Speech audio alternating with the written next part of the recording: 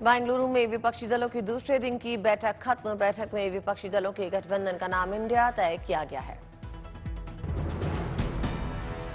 विपक्ष एकता की press conference में कांग्रेस अध्यक्ष मल्लिकार्जुन खड़गे ने बताया, इंडिया का फुल फॉर्म इंडिया यानी Indian national democratic inclusive alliance. विपक्ष गठबंधन की प्रेस कॉन्फ्रेंस में मल्लिकार्जुन खड़गे ने किया ऐलान, पूरे 11 लोगों की समन्वय समिति बनेगी।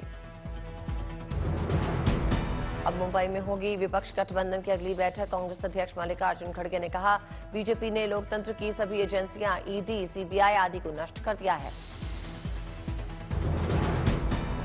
मल्लिकार्जुन खड़गे ने प्रेस कॉन्फ्रेंस में विपक्ष की एकजुटता पर कही बड़ी बात। बोले, हमारे बीच राजनीतिक भेद हैं, लेकिन हम देश को बचाने के लिए साथ आए हैं। बेंगलुरु में हुई विपक्ष गठबंधन की प्रेस कॉन्फ्रेंस में बोली बंगाल की सीएम ममता बनर्जी, देश में दलित, हिंदू, मुस्लिम हर किसी की जिंदगी खतरे में है। ममता बनर्जी ने बीजेपी पर किया बड़ा हमला। बोली, दिल्ली, बंगाल, मणिपुर हो, सरकार बेचना, सरकार खरीदना, यही काम सरकार का है। विपक्ष गठबंधन के इंडिया नाम पर ममता बनर्जी ने भरी हुंकार। बोली, हमारे गठबंधन का नाम इंडिया है, बीजेपी क्या तुम इंडिया को चैलेंज करोगे? विपक्ष गठबंधन की प्रेस कॉन्फ्रेंस में दिल्ली के मुख्यमंत्री अरविंद केजरीवाल ने केंद्र सरकार को घेरा। 9 साल में केंद्र सरकार ने हर सेक्टर को बर्बाद किया है। विपक्ष की पीसी में राहुल गांधी ने कहा, आज देश की आवाज को दबाया जा रहा है। राहुल गांधी ने इंडिया नाम रखने की बताई वजह। बोले, लड़ाई एनडीए और इंडिया के बीच है, मोदी और इंडिया के बीच में है। महाराष्ट्र के पूर्व सीएम उद्धव ठाकरे बॉलीवुड अंदाज में कहते नजर आए, हम देश को बताने आए हैं कि मैं हूं ना, देश हमारा परिवार है, हम आपके परिवार को बचाने के लिए एकत्र हुए हैं। 2024 के आम चुनाव में बीजेपी को हराने के लिए विपक्ष के 26 दल एक साथ आए। आरजेडी बोली, अब प्रधानमंत्री मोदी को इंडिया कहने में पीड़ा होगी। टीएमसी सांसद ने भी ट्वीट किया, चकते इंडिया। वहीं कांग्रेस सांसद मणिकम टेगोर ने लिखा, मैं इंडिया के साथ, क्या आप? 2024 चुनाव के लिए ऑपोजिशन पार्टीज की यूनिटी के लिए कन्वीनर बनाया जाएगा। किन मुद्दों को उठाना है और स्टैंड क्या होगा, इसके लिए अलग अलग ग्रुप बनाए जाएंगे। कन्वीनर के अलावा 2 से 3 ग्रुप बनाने का विपक्ष कर रहा है विचार। इनके जरिए मोदी के खिलाफ उठाए जाने वाले मुद्दों पर फैसला लिया जाएगा। राज्यों में सीट शेयरिंग का फॉर्मूला तय करने के लिए भी विपक्ष ग्रुप बनाएगा। ये ग्रुप सभी घटक दलों के बीच कोऑर्डिनेशन का काम करेगा। न्यूज एजेंसी पीटीआई ने सूत्रों के हवाले से खबर दी, कांग्रेस चाहती है सोनिया गांधी बने विपक्ष की चेयरपर्सन। वहीं पटना में हुई मीटिंग में नीतीश कुमार को कन्वीनर बनाए जाने का कुछ लोगों ने रखा था प्रस्ताव। अगर सभी पार्टियां इस पे होती हैं राजी, तो कांग्रेस भी इस प्रस्ताव को मानेगी। इस बार विपक्षी कुनबे को और मजबूत बनाने के लिए 8 और दलों को भेजा गया था न्योता। इन नई पार्टियों में केडीएमके और एमडीएमके 2014 में थी बीजेपी की सहयोगी। 2024 के लिए 38 दलों के साथ दिल्ली में एनडीए का महामंथन। बैठक में पहुंचे प्रधानमंत्री नरेंद्र मोदी को एनडीए के नेताओं ने पहनाई फूलों की माला। एनडीए की बैठक में शामिल हुए 38 दलों के प्रमुखों से मिले प्रधानमंत्री मोदी। चिराग पासवान ने प्रधानमंत्री मोदी के पांव छूकर आशीर्वाद लिया। प्रधानमंत्री मोदी ने उन्हें गले लगाया। प्रधानमंत्री नरेंद्र मोदी की अध्यक्षता में एनडीए बैठक शुरू। बैठक में शामिल हुए 38 दलों के मुखिया। गृह मंत्री अमित शाह और केंद्रीय मंत्री नितिन गडकरी बैठक में शामिल। दिल्ली के अशोका होटल में हो रही है बैठक। मोदी विरोधी मोर्चे में जुटे दल पर प्रधानमंत्री का बड़ा प्रहार। बोले, भ्रष्टाचार बढ़ाव है इनका एजेंडा। कहा, इस गठबंधन में नफरत है, घोटाले हैं, तुष्टीकरण है और मन काले हैं। जेपी नड्डा समेत रक्षा मंत्री राजनाथ सिंह मीटिंग में पहुंचे। लोकसभा चुनाव को लेकर बनेगी रणनीति। एनडीए का कुनबा बढ़ाने में जुटी बीजेपी। विपक्ष के जवाब में 38 दलों के साथ एनडीए भी दिखाए कदम। ढोल नगाड़े बजाकर साथ एनडीए की बैठक में शामिल हुए दलों का किया गया स्वागत। महाराष्ट्र के डिप्टी सीएम अजीत पवार और प्रफुल्ल पटेल को फूलों का गुलदस्ता देकर पहनाया गया शॉल। एनडीए की बैठक में शामिल हुए सुबह सपा प्रमुख ओम प्रकाश राजभर, संसदीय कार्य मंत्री प्रहलाद जोशी समेत बीजेपी प्रवक्ता संबित पात्रा ने की सभी दलों के स्वागत की अगुवाई। एनडीए में शामिल हुए लोक जनशक्ति पार्टी प्रमुख चिराग पासवान बैठक में शामिल। कहा, लक्ष्य हमारा 2024 और 2025 के विधानसभा है, जिसके लिए एनडीए आगे बढ़ रही है। अंडमान निकोबार में सैलानियों के लिए good news. Veer Savarkar airport के नए टर्मिनल का प्रधानमंत्री ने वर्चुअल उद्घाटन किया।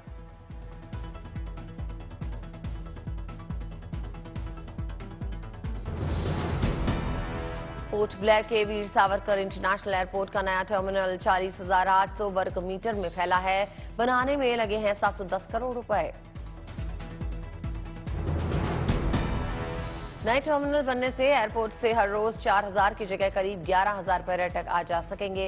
एयरपोर्ट से आ जा सकेंगी ज्यादा फ्लाइट। नए टर्मिनल के उद्घाटन पे प्रधानमंत्री मोदी का संबोधन। विपक्ष पे साधा निशाना। कहा, बेंगलुरु में कट्टर भ्रष्टाचारी जुटे, सजा पाने वालों की खास आवभगत। भ्रष्टाचार की इस दुकान में जुटे हुए ये सभी परिवारवाद के कट्टर समर्थक हैं। न खाता न वही, जो परिवार कहे वही सही। प्रधानमंत्री मोदी ने विपक्ष पर प्रहार करते हुए कहा, पश्चिम बंगाल हिंसा पर इन लोगों की बोलती बंद हो जाती है। प्रधानमंत्री मोदी ने विपक्ष को निशाने पे लेते हुए कहा, एजेंसियां कार्रवाई करें तो कहेंगे साजिश हो रही है। ये लोग पता नहीं कितने चेहरे लगाकर बैठे हैं। इनका कॉमन मिनिमम प्रोग्राम है देश का विकास रोकना, अपने कुशासन पर पर्दा डालना और अपने भ्रष्टाचार के विरुद्ध कार्रवाई को रोकना। प्रधानमंत्री मोदी 27 से 28 जुलाई को जाएंगे गुजरात। राजकोट के नए एयरपोर्ट का लोकार्पण करेंगे। सहारा इंडिया में फंसे करीब 4 करोड़ निवेशकों के लिए गुड न्यूज। गृह मंत्री ने लॉन्च किया रिफंड पोर्टल। अप्लाई करने के 45 दिनों के भीतर मिल जाएगा पैसा। मोदी सर ने मानहानि मामले में राहुल गांधी की तरफ से सुप्रीम कोर्ट में अर्जी। 21 जुलाई शुक्रवार को होगी मामले में सुनवाई। सुप्रीम कोर्ट में राहुल गांधी ने गुजरात हाईकोर्ट के फैसले को दी है चुनौती। हाईकोर्ट ने मामले में सजा पर रोक से किया था इंकार। सूरत की सेशन कोर्ट ने राहुल गांधी को दी है सजा। 2 साल की सजा के चलते रद्द हो चुकी है राहुल गांधी की संसद सदस्यता। मामले में शिकायतकर्ता पूर्णेश मोदी सुप्रीम कोर्ट में दाखिल कर चुके हैं कैविएट याचिका। कोर्ट से की है अपील, बिना उनका पक्ष सुने कोर्ट कोई आदेश पारित न करे। कांग्रेस के दिग्गज नेता और केरल के पूर्व मुख्यमंत्री ओमन चांडी का निधन। राहुल गांधी ने कहा, जमीन से जुड़े कांग्रेसी नेता थे चांडी। हिंडनबर्ग रिपोर्ट पर बोले अदानी ग्रुप के चेयरमैन गौतम अदानी। कहा, रिपोर्ट के जरिए हमारी छवि खराब करने की कोशिश की गई। गौतम अदानी ने कहा, रिपोर्ट में दी गई गलत जानकारी छवि खराब करने के लिए जानबूझकर ये रिपोर्ट लाई गई। गौतम अदानी ने कहा, रिपोर्ट में 2004 से लेकर 2015 के उन मामलों का जिक्र किया गया जिन्हें उसी दौरान सुलझा लिया गया था। यूपी सरकार की ओर से इलेक्ट्रिक वाहन चलाने वालों को राहत। अक्टूबर 2022 के बाद वाहन खरीदने वाले पोर्टल पे सब्सिडी के लिए कर सकते हैं अप्लाई। पहले 2 लाख 2 व्हीलर इलेक्ट्रिक वाहन को 5,000 रुपए की सब्सिडी। पहले 25,000 4 पहिया इलेक्ट्रिक वाहनों को 1 लाख तक सब्सिडी मिलेगी। यौन शोषण मामले में कोर्ट से ब्रजभूषण सिंह को मिली थी थोड़ी राहत। दिल्ली की राउस एवेन्यू कोर्ट से मिली अंतरिम जमानत। ब्रजभूषण शरण सिंह को कल तक मिली मोहलत, 20 जुलाई को सामान्य जमानत में होगी बहस। पाकिस्तानी सीमा हैदर और सचिन के पिता से आज फिर एटीएस ने की पूछताछ। इस बीच सीमा हैदर के सामने आए कई राज। सीमा हैदर का पाकिस्तानी पहचान पत्र भी जांच के दायरे में। यह पहचान पत्र 20 सितंबर 2022 में जारी किया गया था। एटीएस इस बात की जांच कर रही है कि कहीं सीमा हैदर को कोई गाइड तो नहीं कर रहा। सीमा के परिवार का जुटाया जा रहा है ब्यौरा। जम्मू कश्मीर में आतंक पर प्रहार, पुंछ में सुरक्षा बलों का साझा ऑपरेशन, 4 आतंकी ढेर। सुरनकोट तहसील के सिंदाहरा और मैदाना गांव में सुरक्षा बलों की कार्रवाई, खुफिया जानकारी मिलने के बाद ऑपरेशन को दिया गया अंजाम। सेना, एसओजी और जम्मू कश्मीर पुलिस का साझा ऑपरेशन, इलाके को घेर कर चलाया गया सर्च ऑपरेशन। ऑपरेशन में सुरक्षा बलों ने ली ड्रोन की मदद, नाइट सर्वेलेंस उपकरणों का भी सेना ने किया इस्तेमाल। मारे गए आतंकियों से मिले हथियार और गोला बारूद, 4 AK-47 और 2 पिस्टल बरामद। श्रीनगर के पंथा बेस कैंप से अमरनाथ तीर्थयात्रियों का जत्था रवाना हुआ। बम बम भोले और हर हर महादेव के लगे जयकारे। बाबा बर्फानी के भक्तों में दिखा भारी उत्साह। पवित्र अमरनाथ की गुफा के दर्शन के श्रद्धालुओं को रवाना किया गया। अमरनाथ तीर्थयात्रियों की सुरक्षा को लेकर कड़े इंतजाम, जगह जगह की गई भारी संख्या में सुरक्षा बलों की तैनाती। श्रीनगर के पंथा चौक ट्रांजिट कैंप में श्रद्धालुओं के लिए सभी तरह की व्यवस्था, खाने पीने से लेकर हर जरूरी चीजों का रखा जा रहा है ख्याल। एक साथ हजारों अमरनाथ तीर्थयात्रियों का बन रहा है लंगर। बाबा के भक्तों ने प्रशासन की ओर से की गई व्यवस्था की सराहना की है। देवघर में बाबा बैद्यनाथ धाम में भक्तों ने भोलेनाथ पर चढ़ाया बेलपत्र। बेल प्रदर्शनी और बेलपत्र चढ़ाने की परंपरा 153 सालों से चली आ रही है। केरल के कोट्टयम में वीएचपी की ओर से कार्किदाकम अनुष्ठान का आयोजन। प्रदेश के हिंदू अपने पूर्वजों के सम्मान में अनुष्ठान समारोह करते हैं आयोजित। तिरुवनंतपुरम में भी कार्किदाकम अनुष्ठान का भव्य आयोजन, भारी संख्या में श्रद्धालु शामिल हुए। मलयालम कैलेंडर के आखिरी महीने में अनुष्ठान का होता है आयोजन। कुन्नूर में कार्किदाकम अनुष्ठान ने लोगों ने अपने पूर्वजों को श्रद्धांजलि दी। अनुष्ठान समारोह को वावू बलि के नाम से जाना जाता है।